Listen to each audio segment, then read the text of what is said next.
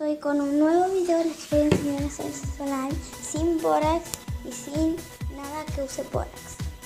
Bueno, lo primero que vamos a usar es quita esmalte, un pote, una cuchara con que revolver, que tiene que ser metálica porque si no se derrite el plástico, y esto. Pues lo primero que tienen que hacer es echar el quita esmalte en el pote.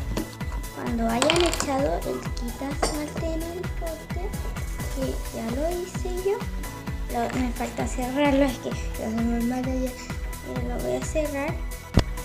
Después hay que cortar estos en pedacitos.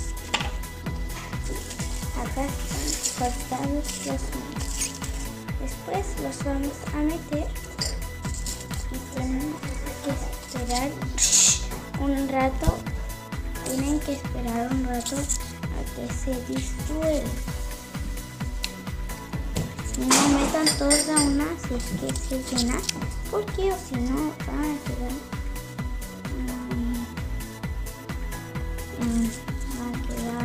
muy rebalsado y no se va a hacer. Ya que hayan puesto todos los papelitos, después si es que les falta más, le van a poner más. Y miren, está quedando nuestro slime listo, porque miren, de esto durito, no tan durito pero sólido, pasó a esto que no es tan sólido. O sea, igual es sólido, pero no tan sólido como esto.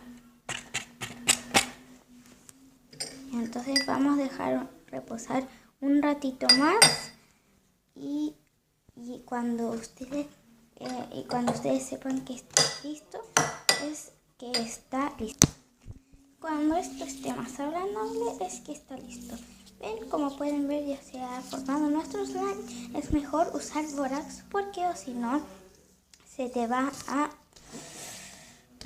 porque si no este se seca. Como ven, acá yo hice otro y pues me quedó un poquito durito. Así que ustedes lo tienen que proteger y dejar en otra parte para que no se seque. Ya, esto ha sido todo por el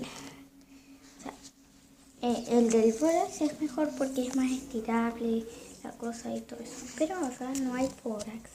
Así que chao. Esto ha sido todo por el video de hoy.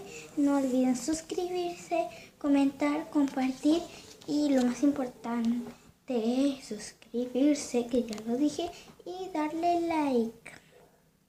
Pues si es que a ustedes no les gustó el video, dislike, pero si es que les gustó, like. Y